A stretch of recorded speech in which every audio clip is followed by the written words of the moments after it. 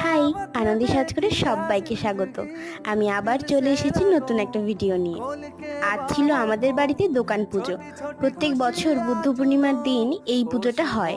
এবার লক্ষ্মী গণেশের সাথে নারায়ণও পুজো হয়েছিল।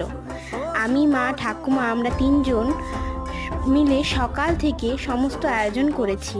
মা আর আমি ভোগের রান্না করেছি। তারপর ঠাকুরমশাই চলে এসেছেন, এসে পুজোটা শুরু করলেন।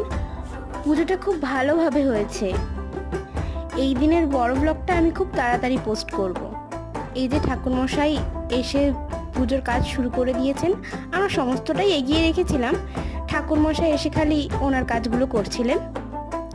এরপর উনি পুজো শুরু করলেন, এরপর উনি পাঁচালি পড়লেন নারায়ণের। এইভাবেই তো আমরা দিনটা কাটালাম। আমার ভিডিওটা ভালো লাগলে লাইক, কমেন্ট আর শেয়ার করে দিও। আর আমার চ্যানেলে নতুন